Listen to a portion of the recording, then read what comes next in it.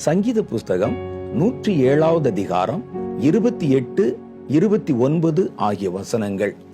அப்பொழுது தங்கள் ஆபத்திலே அவர்கள் கர்த்தரை நோக்கி கூப்பிடுகிறார்கள். ஒரு மனுஷன் எப்பவுமே அப்படித்தான், நல்லா இருக்கும்போது கூப்பிடுறானோ இல்லையோ, ஆபத்துல கண்டிப்பா கர்த்தரை நோக்கி கூப்பிடுவான். அதிலும் எல்லாரும் கைவிடப்பட்ட சூழ்நிலை இருக்கும் பாருங்க, அது வரைக்கும் கூட டாக்டரை நம்பிட்டு இருப்பாங்க, ஆஸ்பத்திரியை நம்பிட்டு இருப்பாங்க. அந்த மருத்துவரே வந்து சொல்லிடுவார், இனி கடவுள் தான் காப்பாத்தணும்னு. உடனே நம்ம ஆபத்துல கர்த்தரை நோக்கி கூப்பிடுகிறோம். இதுல இங்கே சொல்றாரு பாருங்க, அப்பொழுது தங்கள் ஆபத்திலே அவர்கள் கர்த்தரை நோக்கி கூப்பிடுகிறார்கள். அவர்கள் இக்கட்டுகளுக்கு அவர்களை நீங்களாக்கி விடுவிக்கிறார். கொந்தளிப்பை அமர்த்துகிறார், அதன் அலைகள் அடங்குகின்றது. கர்த்தரை நோக்கி கூப்பிடும் போது மனுஷ சக்தினால செய்ய முடியாத காரியங்கள் பாருங்க, கொந்தளிப்பை அமர்த்துகிறார். ஒரு இயற்கையில உண்டான ஒரு கொந்தளிப்பை, ஏன்னா அடுத்த வார்த்தை சொல்லுது அலைகளை அடக்குகிறார். அப்ப இதுல என்ன சொல்றாருன்னா, கடல் அலைகள், இயற்கையினுடைய சீற்றங்கள், இயற்கையினுடைய பாதிப்பு, இயற்கையினுடைய பலம்.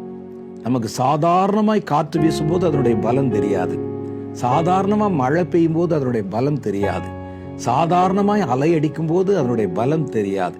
கடலுக்குள்ள போவோம், நிப்போம், நடப்போம், அலை வரும்போது பின்னாலே ஓடுவோம், மணல்ல எழுதுவோம், மணல்ல வீடு கட்டுவோம்.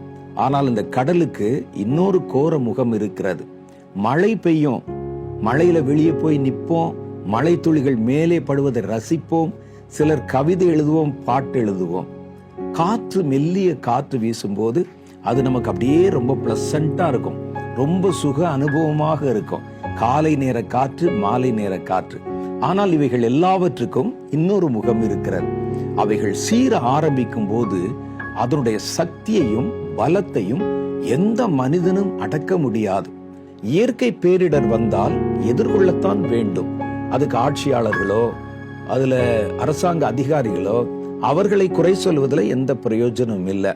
நம்ம எல்லாம் அதை எதிர்கொள்ளத்தான் வேண்டும். இயற்கையினுடைய பலம் என்பது பயங்கரமான பலம், மனுஷ சக்திக்கு அப்பாற்பட்ட ஒரு பலம்.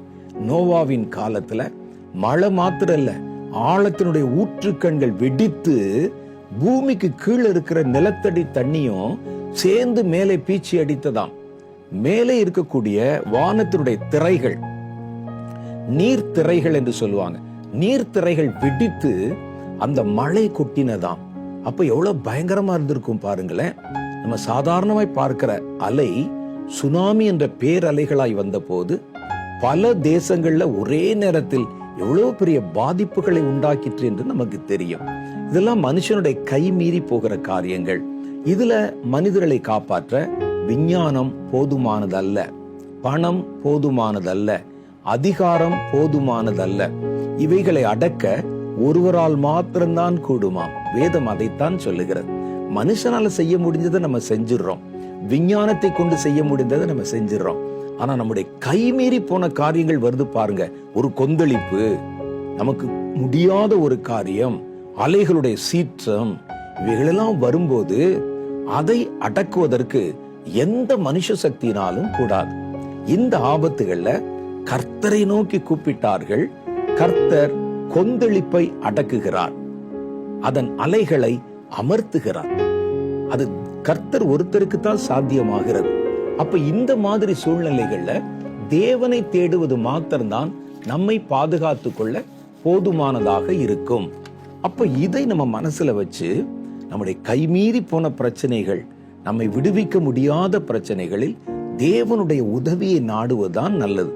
ஆனா கர்த்தரை அறிந்திருக்கிற தேவனுடைய பிள்ளைகள் சிறிதோ பெரிதோ எந்த பிரச்சனை வந்தாலும் நீங்கள் தேவனை சார்ந்திருக்க பழகுவது இன்னும் சிறப்பான விளைவுகளை உங்களுக்கு கொண்டு வரும்.